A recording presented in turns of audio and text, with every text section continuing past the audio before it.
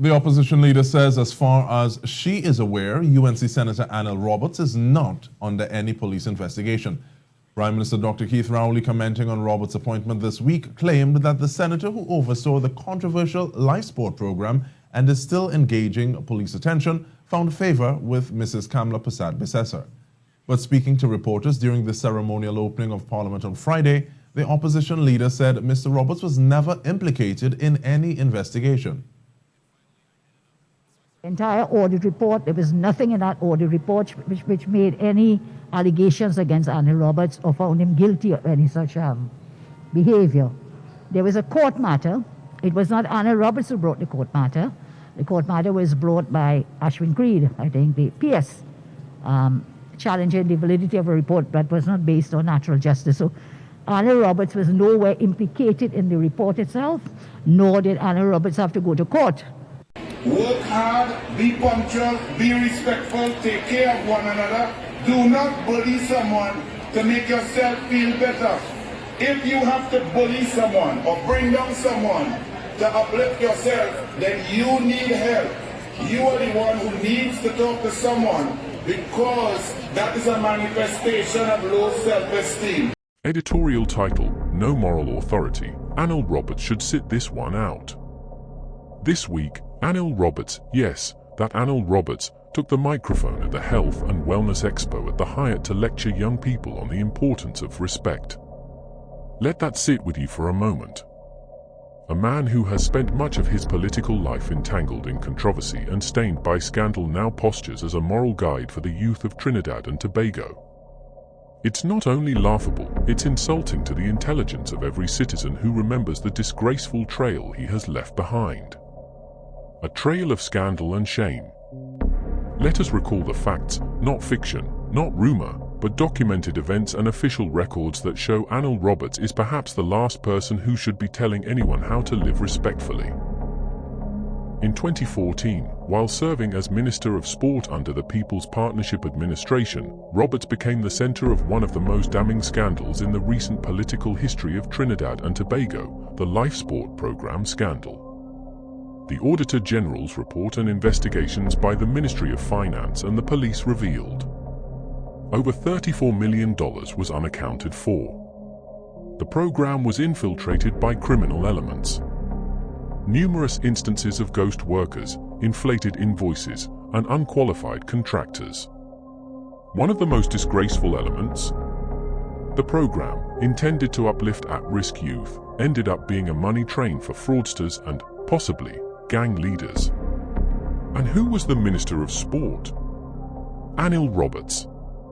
When pressed for answers, Roberts denied knowledge of the rot festering within the ministry he led. The public was asked to believe that the minister had no idea millions were being siphoned under his nose. If we're to believe that, then he was either complicit or grossly incompetent, either way, unfit to lead. As a result, he was forced to resign in August 2014, a resignation he attempted to spin as voluntary even while public outrage and mounting evidence cornered him. And who can forget the infamous Room 201 video, allegedly showing a man resembling Roberts in a compromising situation involving suspicious substances? While no charges were laid, the cloud of disgrace never truly lifted. In any other democracy with a functioning justice system and accountability, a scandal of this magnitude would have led to criminal prosecution, not a return to Parliament. What would happen in a real democracy? Let us be crystal clear, if Anil Roberts had committed these same acts, or even presided over such gross negligence, in countries governed by the rule of law, he would not be on a stage lecturing youth. He would be before a court or behind bars. Let's reference some international standards. UK misconduct in public office, common law offence if a public officer knowingly neglects to perform a duty or willfully misconducts themselves, leading to an abuse of public trust, they can face up to life imprisonment.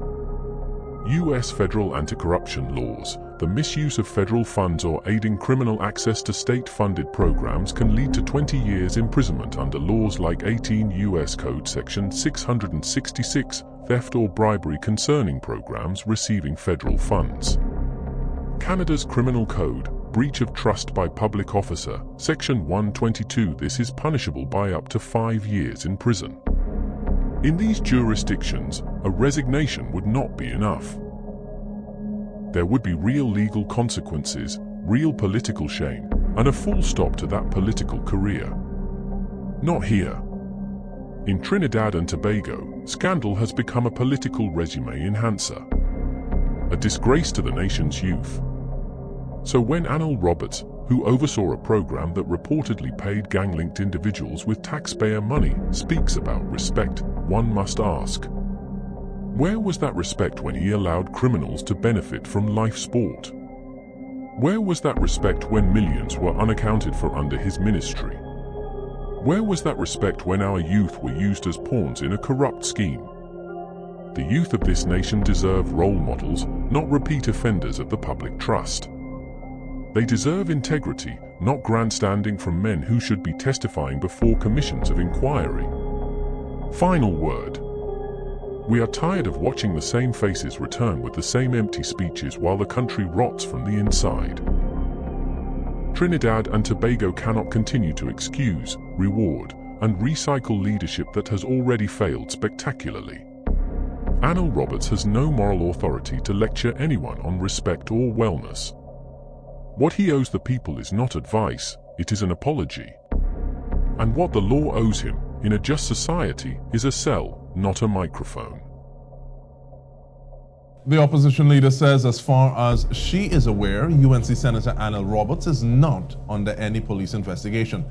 Prime Minister Dr. Keith Rowley, commenting on Roberts' appointment this week, claimed that the senator who oversaw the controversial LifeSport program and is still engaging police attention found favor with Mrs. Kamla Persad-Bissessar. But speaking to reporters during the ceremonial opening of Parliament on Friday, the opposition leader said Mr. Roberts was never implicated in any investigation.